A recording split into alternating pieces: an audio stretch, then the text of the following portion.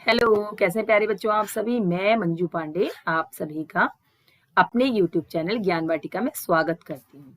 अगर आप हमारे इस चैनल पर नए हैं तो प्लीज पहले हमारे इस चैनल को सब्सक्राइब कर दीजिए और बेल आइकन के बटन को प्रेस करना मत भूलिएगा, जिससे मेरे आने वाली वीडियो की नोटिफिकेशन सबसे पहले आप तक पहुंचे। तो बच्चों चलो स्टार्ट करते हैं वीडियो। कक्षा 5 का बच्चों पाठ है बिना जड़ का पेड़। ये एक बहुत ही अच्छी कहानी है और इसके लिखने वाले हैं, इसके लेखक हैं वीरेंद्र झा जी। वीरेंद्र झा जी ने इस कहानी के माध्यम से यह बताने का प्रयास किया है कि अगर हम अपनी अक्ल का इस्तेमाल करते हैं, अपनी बुद्धि का इस्तेमाल करते हैं, हम सूझबूझ से काम लेते हैं, तो हम बड़ी से बड़ी समस्या को भी आसानी से उसका हम हल निकाल सकते हैं। हम बड़ी से बड़ी हमारे सामने कितनी भी समस्या आ जाए उसे हम सुलझा सकते हैं, अगर हम अपनी अक्ल का, अपनी बुद्धि का इस्तेमाल करते हैं और सूझबूझ से काम लेते हैं। तो चलिए शुरू करते हैं वीडियो। यह एक बहुत ही अच्छी कहानी है बिना जड़ का पेड़। राजा के दरबार में एक व्यापारी संदूक के साथ पहुंचा। उसने गर्व से कहा, महाराज, मैं व्यापारी हूं और बिना बीज एवं पानी के पेड़ उगाता हूं।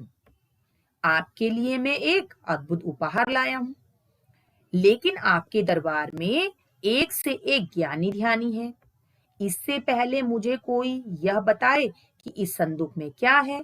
अगर बता देगा तो आपके यहाँ चाकरी करने को तैयार हूँ। बच्चों, एक राजा था और एक बार एक व्यापारी, व्यापारी किसको कहते हैं? जो व्यापार करता है, जो बिजनेस करता है, उसको व्यापारी कहते हैं ना। तो एक व्यापारी राजा के दरबार में आता है और उसके हाथ में एक संदूक होता है, यानी एक बॉक्स होता है। और वो जो है आकर के राजा से कहता है कि मैं एक व्यापारी हूं और मैं बिना बीज और पानी के पेड़ उगाता हूं।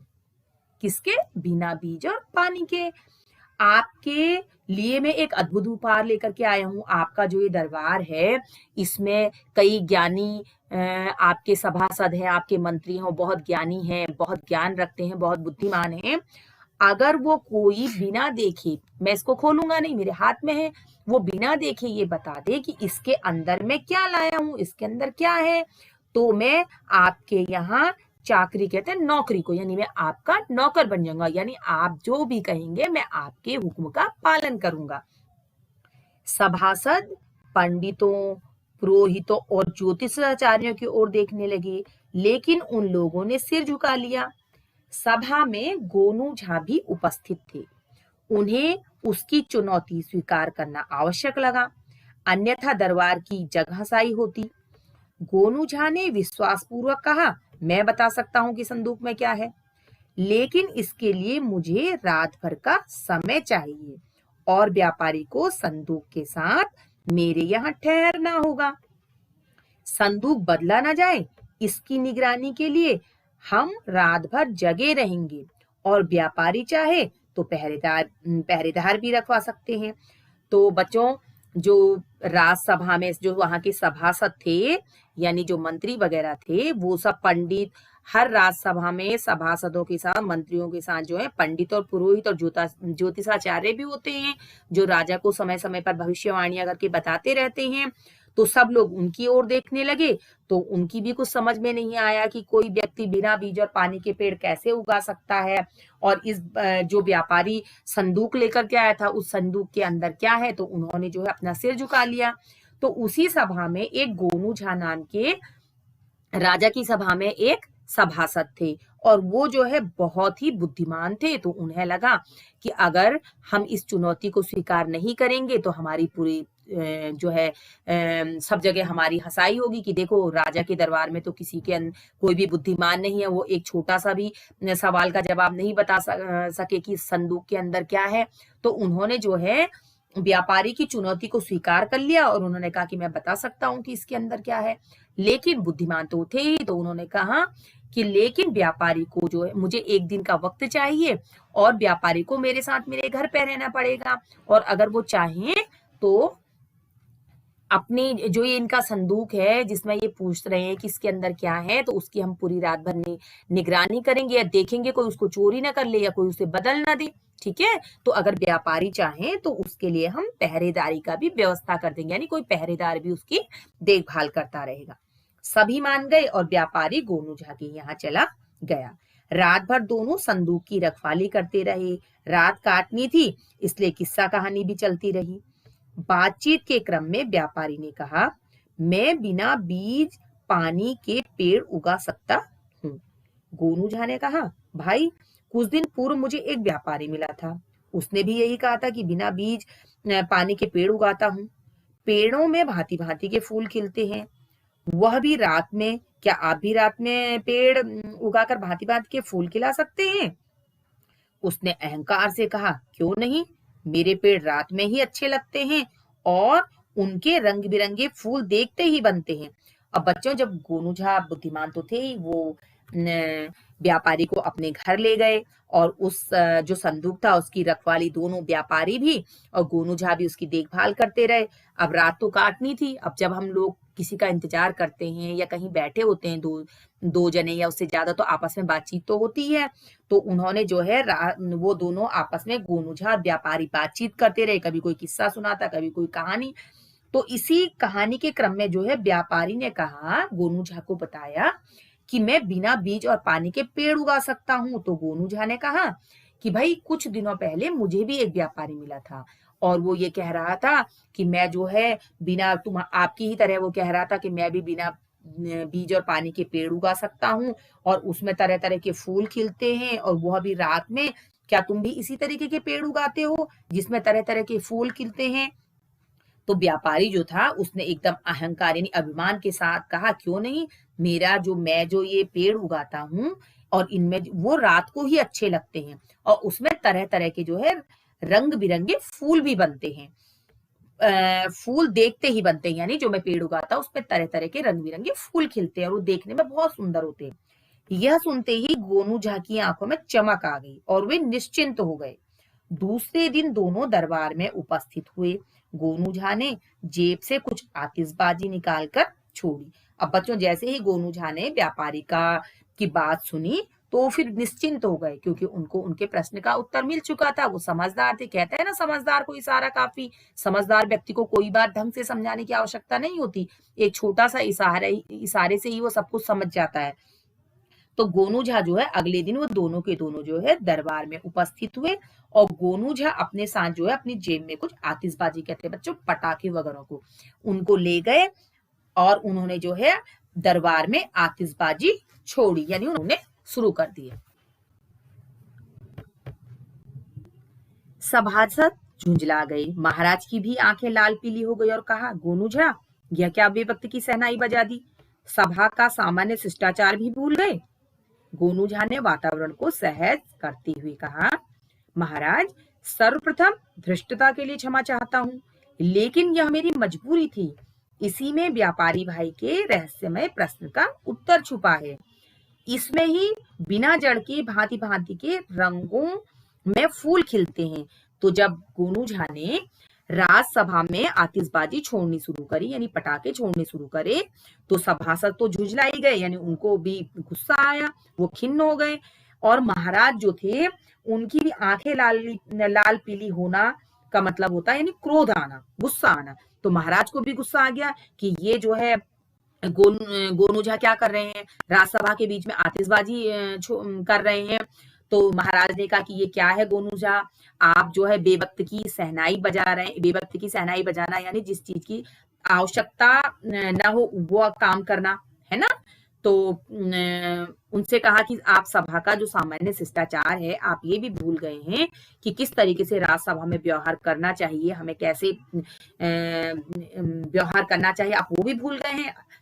तो गोनू झा ने कहा कि महाराज, सबसे पहले तो मैं मुझसे जो ये धृष्टता हुई है, ये गलती हुई है, ये अपराध हुआ है, उसके लिए मैं क्षमा चाहता हूँ। मुझसे जो ये गलती हुई है कि मैंने राजसभा के बीच में जो है आतिशबाजी छोड़ी है, उसके लिए मैं क्षमा चाहता हूँ, लेकिन ये करना मेरी मजबूरी थी। इसी में जो व्यापारी हैं इनके रहस्यमय प्रश्न, क्योंकि व्यापारी ने पूछा था ना कि मैं बिना जड़ का पेड़ बना सकता हूँ और मेरी इस बॉक्स के अंदर क्या, संदूक के अंदर क्या है वो बताइए। तो उन्होंने कहा कि जो ये व्यापारी हैं इनके जो इन्होंने ये रहस्यमय प्रश्न हमसे पूछा उसका उत्तर इसी में छुपा हुआ है और इसमें ही, इस आतिशबाजी में ही बिना जड़ के भांति भांति के रंगों के फूल खिलते हैं। व्यापारी अवाक रह गया। उसने सहमते हुए कहा, महाराज, इन्होंने मेरे गूढ़ प्रश्न का उत्तर दे दिया। फिर उसने विस्मय पूर्वक गोनू झा से पूछा, आपने कैसे जाना कि इसमें आतिशबाजी ही है?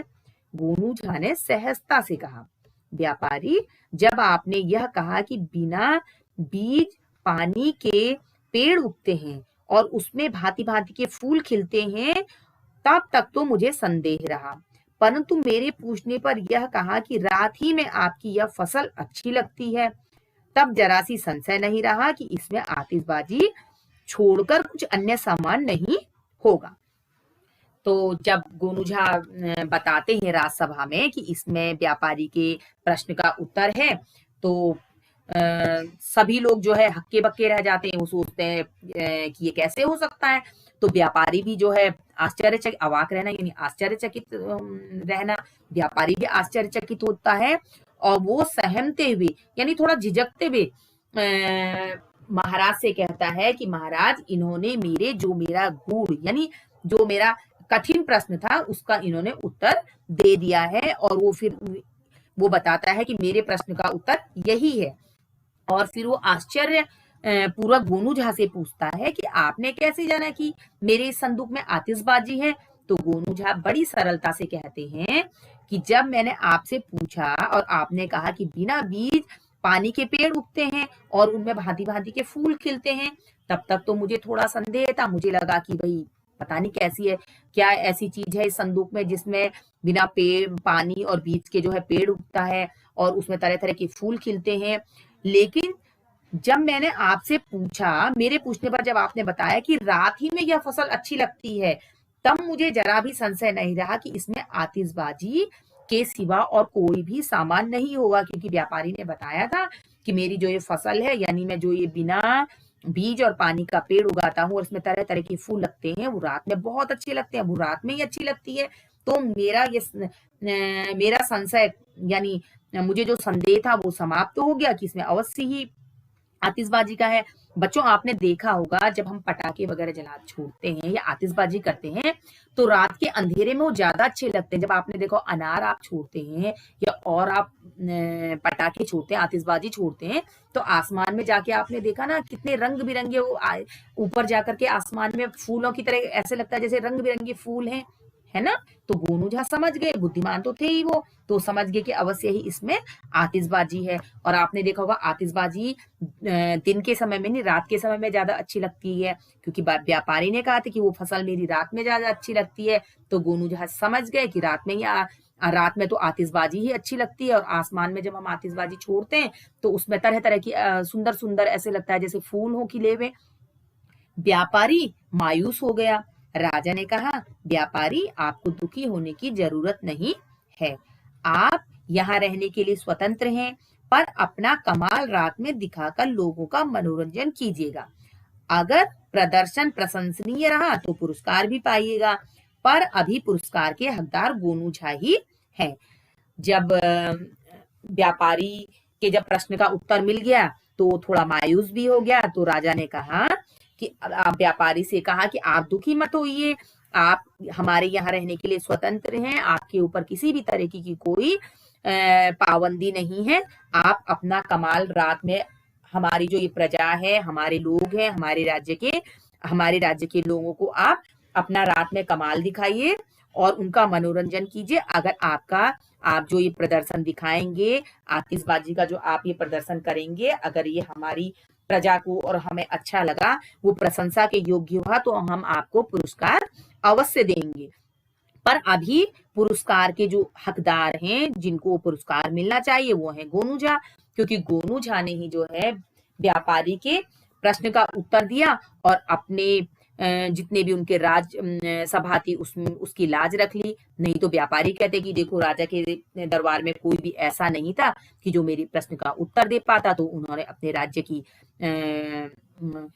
की लाज रखी उन्होंने, है ना। तो बच्चों देखो कितनी अच्छी कहानी है, वीरेंद्र झा जी द्वारा लिखित ये। इस कहानी के माध्यम से यह हमें शिक्षा मिलती है कि हमें हमेशा अपनी सूझबूझ से और अपनी बुद्धि से काम लेना चाहिए। अगर हम थोड़ी सी भी सूझबूझ दिखाते हैं, अपनी बुद्धि का इस्तेमाल करते हैं, तो हम कोई भी हमारे सामने प्रश्न हो उसका हम हल अवश्य निकाल सकते हैं। तो बच्चों कैसी लगी आपको मेरी ये वीडियो? अगर आपको मेरी ये वीडियो पसंद आई हो तो मेरी इस वीडियो को लाइक, शेयर और हमारे इस चैनल ज्ञान वाटिका को सब्सक्राइब अवश्य कीजिएगा। तब तक के लिए गुड बाय।